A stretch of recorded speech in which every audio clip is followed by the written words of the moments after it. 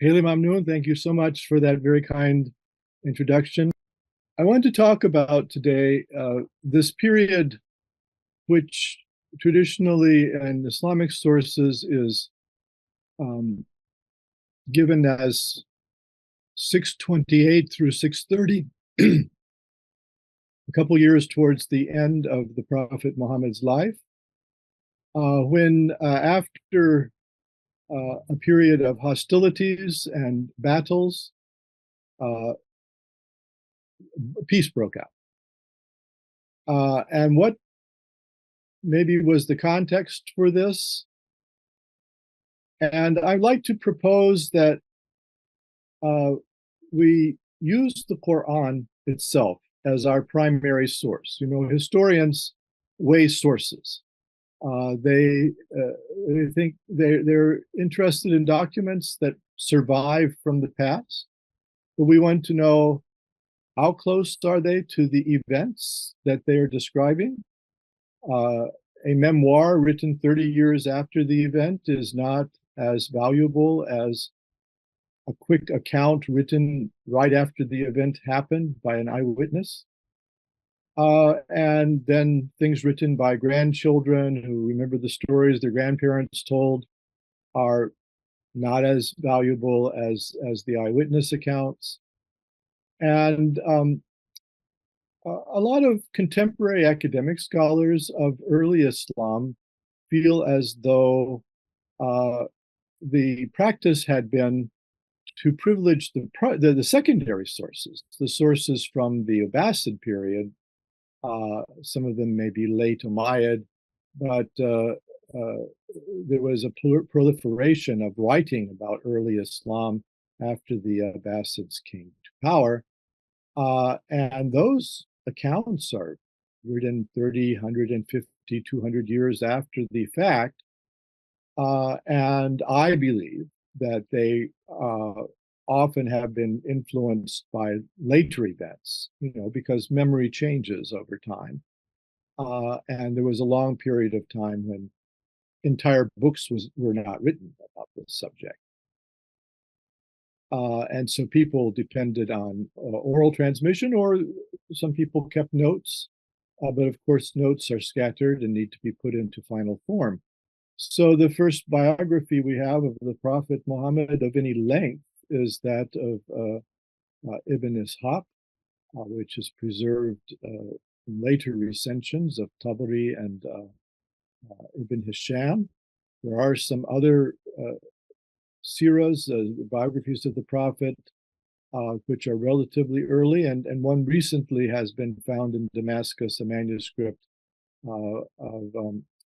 of a sirah which may predate Ibn Ishaq's, but they're all post 750 of the Common Era.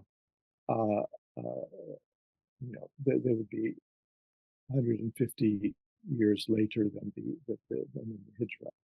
So I believe that the earliest source we have for the life of the Prophet is the Qur'an itself.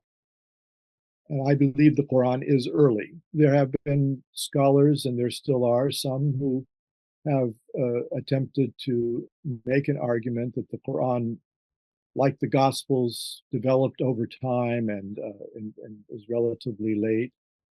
But I think the predominance of evidence points to it being a contemporary source with the Prophet, for the most part at least.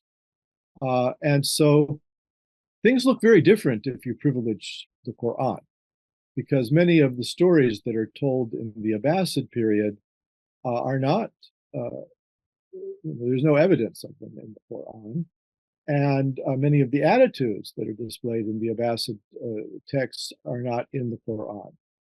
So, for instance, I believe that the Qur'an disallows offensive warfare, that only defensive warfare is permitted in the Qur'an. This is not what the Abbasids thought. In fact, they and later Muslim thinkers often thought there was an obligation to attempt to expand the sphere of the Muslim empire. I don't believe that that's a Quranic attitude. Moreover, The Abbasid and later sources often depict the relationship of the Prophet Muhammad with the pagan community, which still worshiped the old North Arabian gods according to the Qur'an, as consistently hostile uh, and sort of as imposing uh, thought and religion on them. I don't find that attitude in the Quran either. So just to give an example, we have the Surah An-Nisa, chapter 4 of the Quran, verse 94, which is a late surah, we think, sort of from the period I'm talking about, which says, "Do not say to one who offers you peace, you are not a believer." That is to say, the Quran is saying that a Muslim party out on their horses or camels, a war party, comes upon a pagan group. Pagan group says "Assalamu alaikum," and the Muslims reject this greeting. They say, you're not mu'minun, you're not believers. Why should we accept your salam?" And then attacks them and loots them. And the Quran says, no, you can't do that. That they have a right to a presumption of innocence. They may not be allied to your enemies. If they greet you with peace, you have to greet them with peace, and you can't just loot them. So the Quran maintains that peace is possible with pagans who aren't hostile, who aren't at war with the Muslim community. And I mean, I find it amusing that at some points in the Quran, there's an attitude of of understanding for the plight of the pagans who are set in their ways, which the Quran believes, believes are wrong ways. But it says at one point, "Don't curse the gods of the pagans, because they'll curse Allah in turn, just as a tit for tat." And it says every people, thinks their own gods are beautiful. So the Quran has this kind of humanistic gaze at some points, um, uh, and um, and holds out hopes of peace with the pagans. By this time, 627, 628, the Muslims and the pagans, according to the Quran, have fought three major battles and some minor ones. The later Abbasid stories say that there were over 40 raids. That's not apparent in the Quran. And incidentally, I didn't get to hear the presentation on the caravan raids, but I don't believe that any caravan raids are referred to in the Quran. I don't see that. But in any case, I think one of the geopolitical uh, contexts for this period was the amazing defeat by the Roman Emperor Heraclius of the Sasanian Empire, Emperor Khosrow II Parvez. He in 603, the Sasanians had invaded the Roman Near East. It wasn't the first time, but remarkably, this time in the 610s, they made it stick. They were able to take substantial amounts of territory in Anatolia, and then to go south into Syria and Palestine and Jordan. And in 614, Jerusalem fell to the Sasanian Zoroastrians, which was a traumatic event for the Christian world. I and some other historians, Glenn Bowersock, the great classicist among them, believe that there is evidence in the Quran that the Prophet Muhammad and the early community of believers tilted in their sympathies towards Constantinople, towards the Romans. And so, of course, famously in Surah Rum, 30th chapter of the Quran, the first few verses actually predicts, I'll come to this, that although at the time of writing the Romans have been defeated, likely this is a reference to events in Syria and Jordan, that nevertheless, after a few years, the Romans will come back. And very remarkably, I read the Qur'an to say that the victory of the Romans will be considered the victory of God, and that the believers will rejoice at it. So this is very strong evidence of a pro-Roman attitude in the Qur'an. And I think it's possible that the Qur'an sees Khosrow II as an aggressor. He's the one who broke the previous peace treaties by invading Roman territory and usurping it. And there's also some evidence from an early work of tafsir, one of the earlier that exists by Muqatil bin Sulaiman of Balkh, who says that according to traditions that reached him, allegedly from Ikrimah, the son of Abu Sufyan, that the pagans of Mecca were at that point allied with the Sasanians. And because the believers around Muhammad sympathized more with the Romans, that was one of the roots of the conflict between the two. This seems to me eminently plausible, and it helps to explain some things, I think, because in 628, as I said, Heraclius brought his armies down, and late 627, he had defeated the Sasanians at Nineveh in what is now Iraq, and then the way was open for him to take his army all the way down to Ctesiphon, and which was the capital. And Khosrow II was at that point on the western side of the Tigris at one of his favorite palaces, the Dast al-Gerd, and he heard that the Romans were coming, so he fled that palace across the Tigris to Ctesiphon, to his fortified capital. And then he had the Iranian sappers destroy the bridge. So when the Romans got down, they looted the Dast al-Gerd, the palace on the western side of the Tigris, but they were not able to cross the Tigris. It would have been a rainy season in the winter, and the Tigris at that time flows very quickly. And so it would have been, without a bridge, it would have been very difficult for the Romans to cross without losing a lot of men.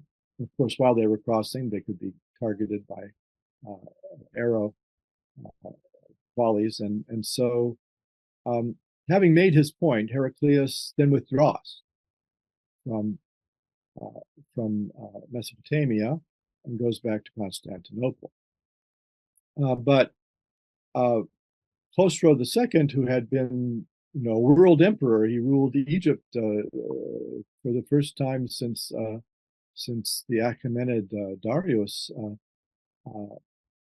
He ruled Egypt, he ruled Jerusalem, and as well as the Sasanian territories. He had much more of Anatolia than was customary, and so he was one of the great emperors in the Sasanian dynasty by his conquests, but he was, I think, fatally wounded by this defeat by Heraclius and the necessity for him to flee the Roman army. And he had imprisoned his son, Sheroye, who was the crown prince, but some courtiers freed him, and they made a coup against Khosrow II. And once Sheroye was on the throne, he took the throne name Kavod II, he had his father executed on February 28th, 628. And I think also that by this time the Sasanian elite was really tired of war because all since 603 they'd been at war a quarter of a century. And although they had largely won, it was deadly in the loss of life and the amount of treasury that had to be spent on these wars of conquest. So I suspect that some of the functions of government back in Iran were neglected. Maybe the government wasn't keeping up the qanats the way it used to. So I think there was a lot of dissatisfaction. And also, in the time of Justinian, a century before, or not quite a century before, there had been an outbreak of bubonic plague, and it devastated the Roman Empire. And it didn't go away. There continued to be waves of it for decades after and into the 600s. And my suspicion is that by going there, the Iranian army contracted a lot of plague and ultimately brought it back to Iran. So I think that also was maybe a source of discontent.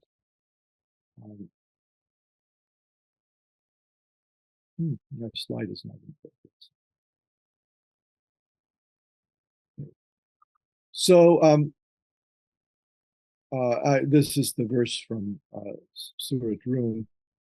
Rome lies vanquished in the nearest province, but in the wake of their defeat, they will triumph after a few years. Before and after, it is God who is in command. On that day, the believers will rejoice in the victory of God. So this typically has not been read by the Muslim commentators on the Qur'an in the way that I'm reading it as a political statement of support for the Roman Empire. But I believe that there's reason to think that that's what it was. Now, if Muqatil bin Sulaiman is correct, that the pagans of Mecca were allied with the Sasanians, then this defeat of Khosrow was significant for Arabia, because the Sasanians had Yemen, and they had their allies in Mecca and Tyre, who were tied to trade with Iranian held Yemen. And Sheroye, when he came to power as Qavad II, pledged to just withdraw from the Roman Near East, from Syria and Palestine and so forth, which I don't believe happened for a couple of years, but the pledge was made. And so the likelihood that Qavad II was going to give any help to the Meccan pagans was low. He was getting out of the Middle East. I think that was a big change that made the pagans more willing to make peace with Muslim Medina. That up until that point, they were confident in having an external backer. They were confident they would win. But now their ally has thrown in the towel. And so I think they were more open to compromise than they had been before. And again, the Quran in the Surah Al-Anfal had kind of indicated that peace was possible with the enemy. It said that if they incline to peace, then you should incline toward it and put your trust in God. So the wars had continued not because the Muslims were bloodthirsty or aggressive or ambitious, but because the pagans had continued to attack Medina. And the Quran is saying that if the pagans stand down, then so would the believers around Muhammad. And I think that's maybe what happened. Now the Sirah tells a story that's not in the Quran, that in March of 628, 2 months after the fall of Khosrow II, the Muslims from Medina peacefully set out for a pilgrimage to the Kaaba in Mecca, clothed in ihram. And the Sirah makes it very clear that they didn't go as a war party. They went as pilgrims, and in ancient Arabian custom, pilgrims were under the sign of peace. They they they they weren't an armed party. And if it happened, as the Sirah says it did, this is a remarkable event because the pagans had made it very clear that the followers of Muhammad were banned from Mecca and were not allowed to worship at the Kaaba. And this stance of the pagans contradicted Hijazi custom. The custom in the Hejaz, as far as we can tell, was that something like the Kaaba, which was a shrine, was a sanctuary, a haram, where peace should prevail, feuding was forbidden, and it was also Hamat. It was a nature preserve. You couldn't cut down trees, you couldn't hunt animals. So it was a place of peace. And everybody should have equal access to it. They had to put aside their feuds when they went to such a sanctuary. And we've found inscriptions, Nabatean inscriptions, for instance, which describe other such sanctuaries of peace in southern Jordan, for instance. So my reading of the Qur'an is that the pagans, in banning the followers of Muhammad from coming to the Kaaba on pilgrimage, were contravening the rules that governed religious life in the Hijaz, and that the Quran really minded that. And so the Sirah literature says that the Quraysh army came out and stopped the followers of Muhammad from entering Mecca at this point in 628. That the Prophet diverted to Hudaybiyyah. Actually, it says that his camel stopped there and that Muhammad took it as a sign. And rather than fight, and of course, they weren't prepared to fight. They were in pilgrimage clothes. They weren't probably armed. The Prophet sues for peace and begins negotiations with the pagans. And this time, the pagans are willing to negotiate. They said, well, you can't just show up unannounced. We're not going to let you into Mecca this year, but you could come next year. And then they conclude a peace treaty. By the way, the provisions of the peace treaty, to me, sound an awful lot like the provisions of the peace treaty that was reached between the Sasanians and the Romans in the middle of the previous century, of the 6th century, which is reported in Roman sources. So it maybe perhaps it was modeled on that Roman-Sasanian peace treaty. And if it's true that the followers of Muhammad and the pagans were respectively tilting towards Rome and towards Ctesiphon, then that would make sense. And famously, in that negotiation, the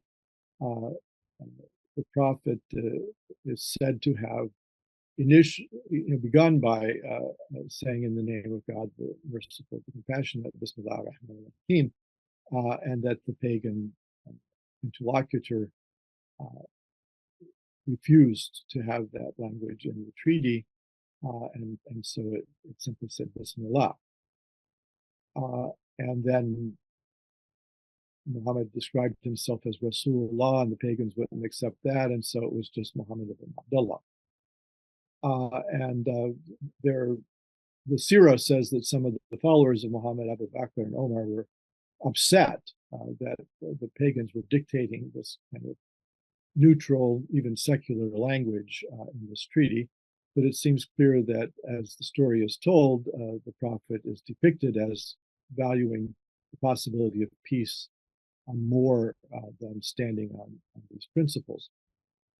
Interestingly, The Saudi archaeologists who have been exploring the rock carvings around Mecca and Medina have discovered, I believe, more than one that begin Bismillah, just in the name of God, without the Rahman ar-Rahim.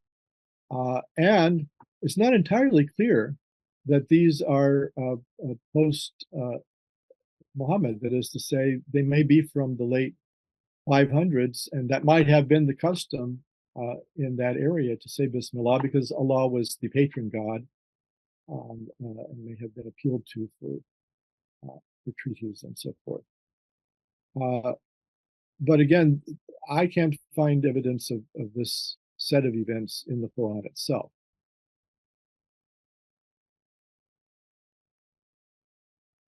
So according to the Treaty of Hudaybiyyah, there should be no fighting for 10 years.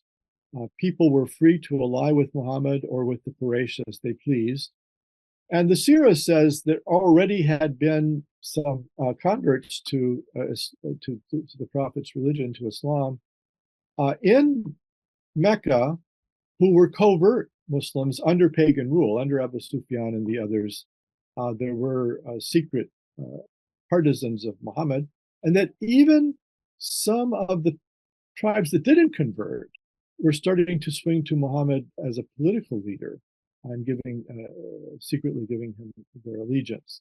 This point is important later on when we read the Quran about it. But then it said that the treaty said that the youth would need their permission to join Muhammad in Medina and leave Mecca, and that if they just came to Medina and their families objected, they would be sent back to Mecca. But if someone left Islam, they were apostates, they could remain in Medina. And that Muhammad and his followers would delay their entry into Mecca for 1 year. So they sacrificed their camels at Hudaybiyyah. Some of the followers of the Prophet, according to the biographies, were uncomfortable with doing that because you sacrifice at Mecca, you don't sacrifice at Hudaybiyyah. But since the Prophet did it, they were shamed into doing it themselves as well.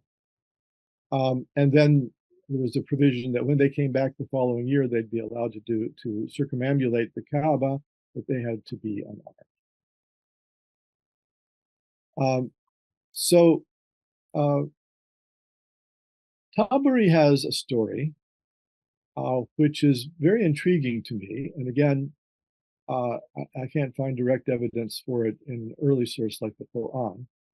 But Tabari preserves a lot of Sasanian material, and being a historian and an Iranian himself. And so I think we have to at least consider it. And what he says is that, the Sasanians had sent a navy and they conquered what is now Yemen in the early 570s. And the Iranian admirals and generals that came along on that expedition became a kind of oligarchy, a military junta that ruled Yemen during the lifetime of the Prophet. And according to Tabari, the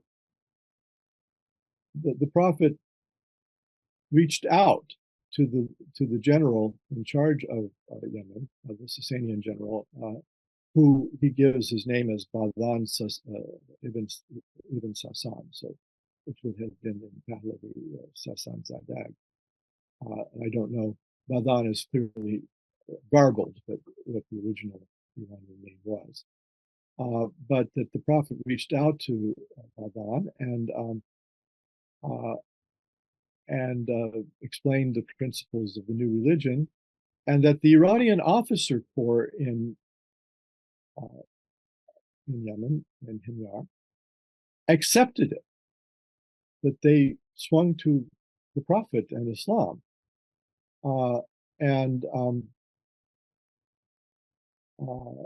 and that the prophet said, well, he kind of appointed them, the junta, to be his representatives in Yemen. So there was never a battle of Yemen. The Muslims did not conquer Yemen. It was through the conversion of the ruling class that Yemen started to become Muslim. And the only kind of evidence that I see in the Quran for this sort of event is in al-Hajj 22:17, the chapter of pilgrimage, which is the only place in the Quran that overtly mentions the religion of Sasanian Iran, which was Zoroastrianism. And it says the believers, the Jews, the Sabians, the Christians, the Zoroastrians, and the pagans, God will decide among them on the resurrection day. God sees all things. And I'm not alone in making the observation that the Majus, the Zoroastrians, are here being distinguished from Alladina Kafaru. So it seems like they're being accepted as one of those monotheistic religions like Christianity and Judaism, and are not categorized as pagans. And that may be a sign that there was, in the time of the prophet, proselytization of Zoroastrians and an attempt to bring them in to the new religion. And, it makes sense to me, it's just a little speculative, but that Zoroastrians had many of the same beliefs as Islam. They believed in an afterlife. In fact, I think some of the descriptions of the heaven in the Quran are drawing on Iranian traditions, because it mentions silk and brocade, and those things came from Iran. And then it talks about barzakh. That's a Persian word, and so there's something specially Sasanian about the Quranic heaven, and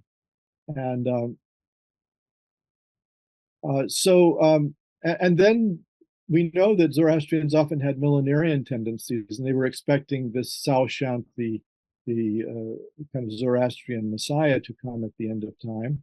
Maybe they thought that Muhammad was it. This event that Tabari tells us about, and we can't be sure it happened or happened in this way, but if it's true, it shows a side of early Islam that's usually not appreciated, which is that how often peaceful acquiescence to the new religion and to the prophet's leadership occurred. So that Treaty of Hudaybiyyah, according to the later sources, was violated by allies of the Quraysh in late 629, which attacked a tribe that was in Mecca, but it was allied with Muhammad. And it is said by the Sirah that the prophet considered this a breach of the treaty. And so in January of 630, he went with his followers to Mecca. And I think that this story of the prophet and his followers going to Mecca in January of 630 is told as a narrative in the Quran itself. People often say there isn't much history in the Quran, but I think actually there's quite a lot if you read it as history. And I think that the Surah al-Fath, the chapter of success, is narrative history. It's telling the story of how the prophet and the followers went to Mecca, and it's not the way that the Muslim commentators in the Abbasid period and after have read it. There has been a tendency to read this surah as about the Treaty of Hudaybiyyah. That makes no sense to me, because it talks about being inside Mecca, and at least as the Sirah tells the story of Hudaybiyyah, they didn't get to Mecca. So I think this is about the later event of the entry of the Muslims into Mecca. And if you read it this way, it casts a very different light on this event. The surah begins with a kind of vision of the Prophet had of being in Mecca and doing the rituals of pilgrimage, having his hair cut, and so forth. Then it goes into an excursus, which is a complaint about the Muslims' Bedouin allies. So the Quran says, "Those who stayed behind will assert, when you plan to take booty, then let us follow you." So I read this as a suggestion that the Prophet had announced to his followers, "We're going to go to Mecca. But we won't go as an armed group. We won't go to conquer Mecca. We're going there peacefully." And that the Bedouin allies of the Prophet, who were willing to fight the pagans of Mecca for him, were in it for the loot. They were in it for the booty. And so they tell him, "No, well, if you're going to Mecca and you're not going to take any booty, then why would we go with you? We're not coming." And so the Quran scolds them about this. And then a bit later, in verses 22 through 24, I think the Quran makes it clear that this entry into Mecca was peaceful. And it says, "If the pagans had fought you, they would have ended up turning tail, nor would they have found any patron or helper. This is the tradition of God as ever before, and you will find no change in the tradition of God. He it is who withheld their hands from you and your hands from them in the heart of Mecca, fi batni Mecca, after he made you ascendant over them." Well, what is it saying? It's saying, first of all, that God had a custom which prevailed in Mecca, that there was no fighting in Mecca. There was no fighting around the Kaaba. And that God had arranged for this custom to be again implemented. It's not a changeable custom. Mecca is a sanctuary. You don't fight there. And so God arranged for the pagans not to oppose the entry of the Muslims into Mecca, and moreover arranged for the Muslims not to engage in fighting with the pagans. Now, this is not exactly what the Sirah, with the later biographies of the Prophet, assert. There are sayings, and some scholars like Gregor Schurla have tried to show that they're very early, from Urwa ibn Zubair, that he is alleged often to have gotten from Aisha, which Urwa said that his father, in this case, he has it inside the family. Urwa said that his father, al-Zubair ibn Awam, carried a battle standard into Mecca, and that there was a skirmish at some point. But that's not what the Quran says. The Quran is speaking about the same events. It says there was no skirmish, that nobody took up arms, and that this was arranged by God. Now, why would Urwa's account differ from that of the Quran? Well, the Zubairids had political aspirations, and al-Zubair rebelled against the early Islamic state and was put down by Ali. And then Urwa's brother later led a revolt against the Umayyads and was put down. So the Zubair family remembered al-Zubair ibn Awam as, the conqueror of Mecca. The family had a right to the caliphate, maybe because their ancestor was the one who brought the battle standard in and subdued the pagans. Uh, and so I think the later history of the Zuberids colored this account of the initial return of the Muslims to Mecca, but that it colored it in an inaccurate way. They remembered things differently than they actually occurred, because I think the Qur'an is the primary source, and it says there was no fighting. And I think it strongly implies that the Prophet had announced before they left Medina that there would be no fighting, there would be no looting, that there was a peaceful entry into Mecca was planned. And I think this tendency of the later tradition to read militancy into early Islam is consistent, and that we have to revise our idea of the religion as it existed in the time of the Prophet in the light of what the Quran says, which is often very different from what the later tradition says. And by the way, those Saudi archaeologists are finding a lot of Zubarid inscriptions in the region, and including ones that have Urwa in the genealogy. So the historicity of that family's participation is not in doubt, but we don't have to take their account of their ancestors' role verbatim. Finally, I'll just come to the last part of my talk, and we can open for discussion and questions. At the end of Surah al-Fath,